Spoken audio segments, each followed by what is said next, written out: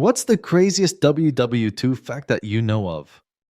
The nuclear attack on Nagasaki almost failed when the bomb plane got separated from their escorts, and they wasted 45 minutes of fuel trying to find them.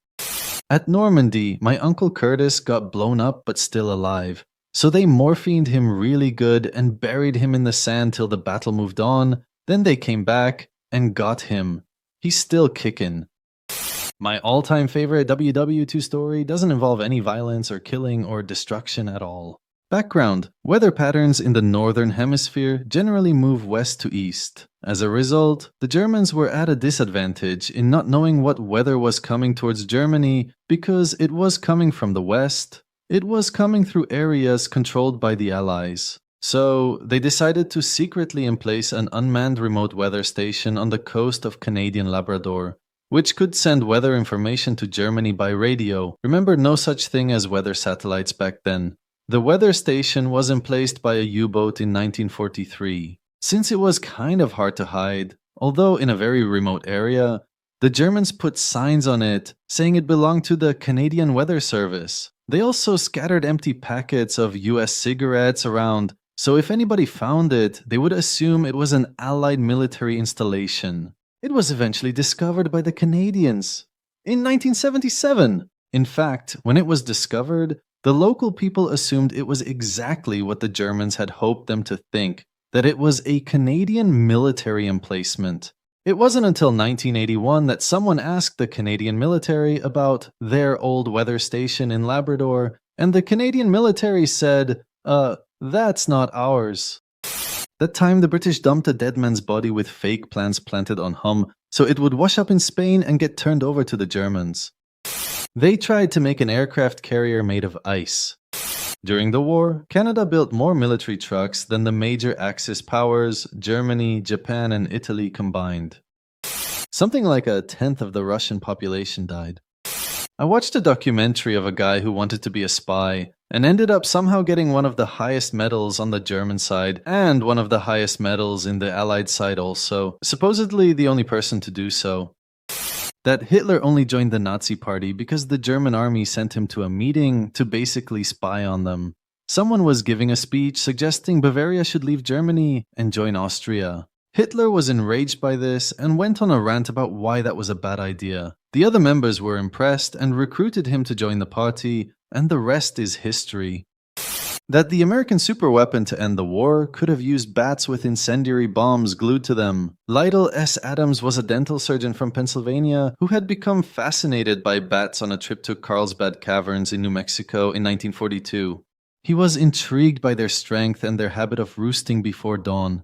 He also knew that most Japanese buildings were made of wood instead of concrete, making them highly flammable. Thus, an idea started to emerge. If time-release incendiary bombs could be strapped to a large number of bats, a bat bomb could be released over a Japanese city at night, allowing the bats to spread out all over the city and roost before sunrise. Then, the incendiary bombs would go off, and the fires would be able to spread quickly over a large area. Using his connections, Adams was an acquaintance of First Lady Eleanor Roosevelt. His plan was approved by President Roosevelt, after some advice from Harvard zoologist Donald Griffin.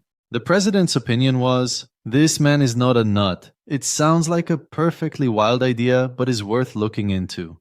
The project was placed under the US Army Air Force. Originally, the incendiary bombs would have been made with white phosphorus, but the design changed to use a new flammable invention, napalm.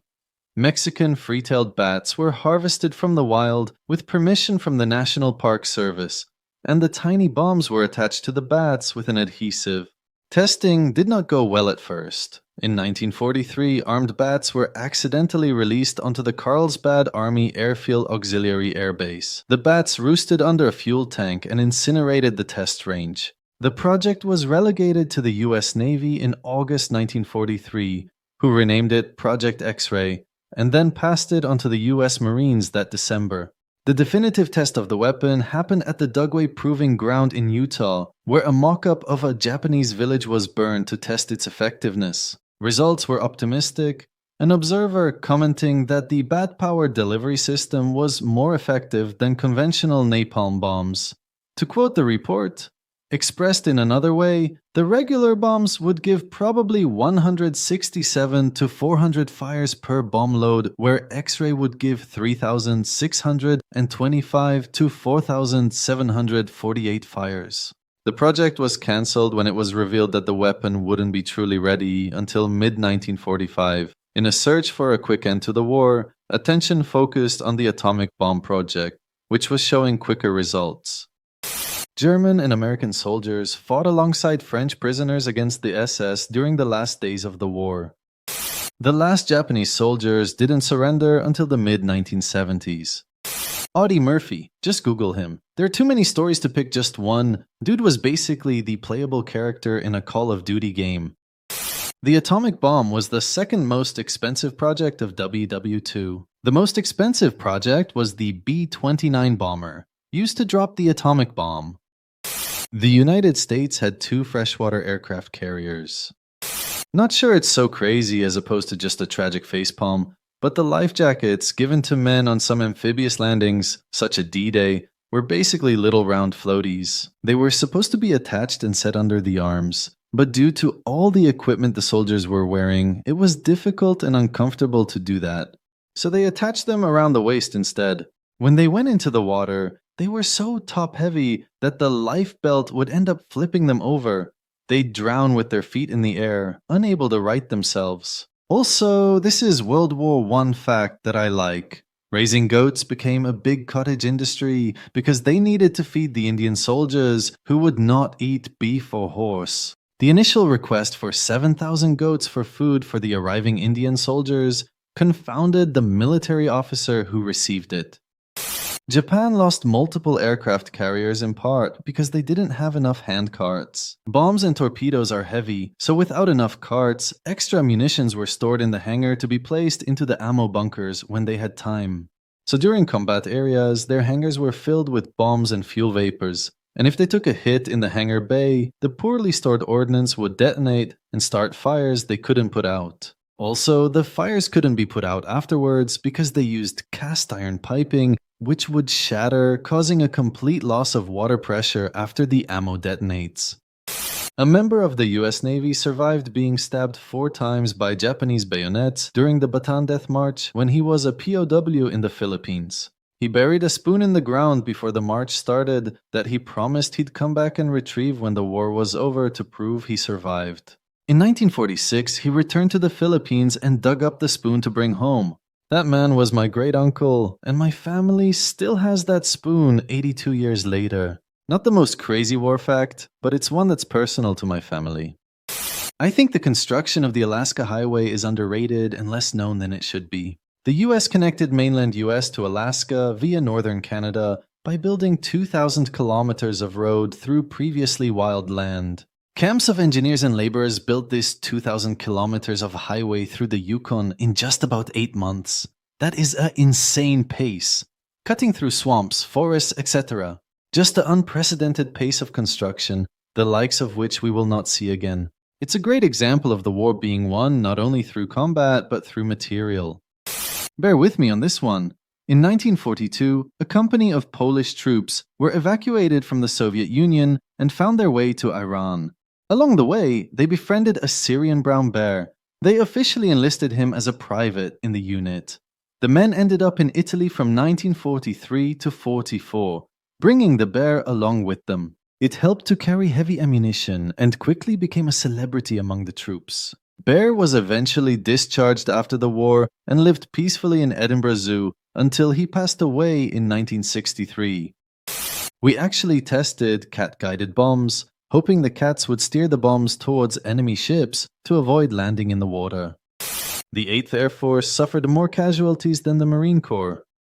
A French-Canadian soldier named Leo Major was so pissed off at the Germans for killing one of his friends, he single-handedly rounded up 93 Germans and liberated a Dutch town.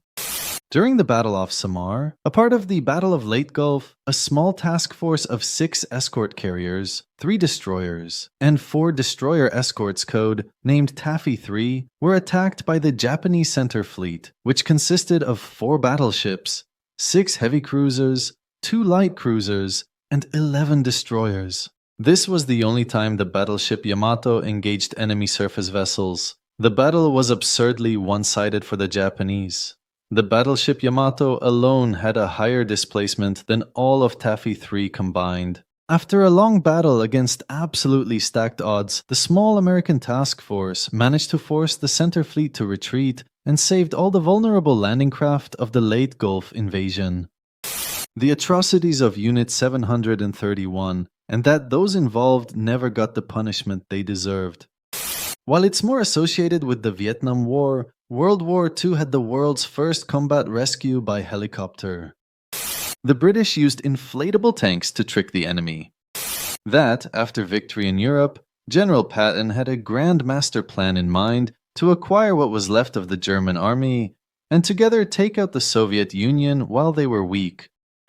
The Soviet 13th Guards Rifle Division, one of the units in the Battle of Stalingrad, suffered 30% killed in the first day of fighting. Just 320 of the original 10,000 soldiers survived the entire battle. It's not a singular fact, but the sheer scale of the Eastern Front is simply staggering. It is, by far, the largest war ever fought, even within the context of WW2. I can say with a fair degree of confidence that we will never see anything on that scale ever again. Technology has rendered such numbers somewhat ineffective. Yang Kyung-jong was a Korean soldier who fought in the Japanese, Soviet, and Nazi Germany armies. He was caught by US forces in France.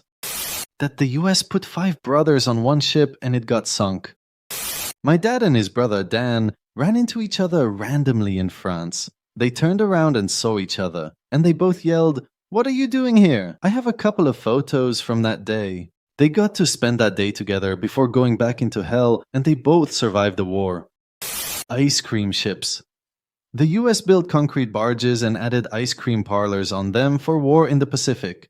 The idea was these barges could be towed to various harbors and sued to serve ice cream to any forces stationed there: Navy, Marines, Army, Air Force, etc. Depending on the source between one and many of these were built. Some may have been in converted merchant ships or older warships, but at least one was a concrete barge. This was because the US High Command considered ice cream essential for our soldiers' morale. To that point, until the boats called godongs were built, crafty airmen would load up milk and sugar in cleaned out cans and take them to high altitude and do crazy maneuvers to shake them. But imagine that. Every other nation struggled with getting rations and bullets in enough numbers to the troops. Many Germans lacked winter clothing, many Russians lacked boots, and the Italians often lacked everything. After Dunkirk, the English trained troops with brooms because they didn't have enough rifles.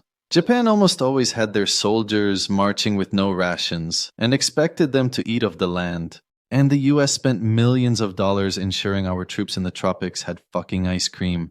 They said, well, if we can't ship it, we'll make it there. And then we went and did that. How demoralizing could that be? You're hungry, out of ammo, down hundreds of soldiers in your unit, and there's no real hope of resupply, and there's some Americans lining up for ice cream. They not only have enough money and equipment to basically fire off ammo all day, call in airstrikes every time the jungle sneezes, and have daily reinforcements, but they also have enough money and material to go and give every soldier a cone stuffed with chocolate ice cream with sprinkles.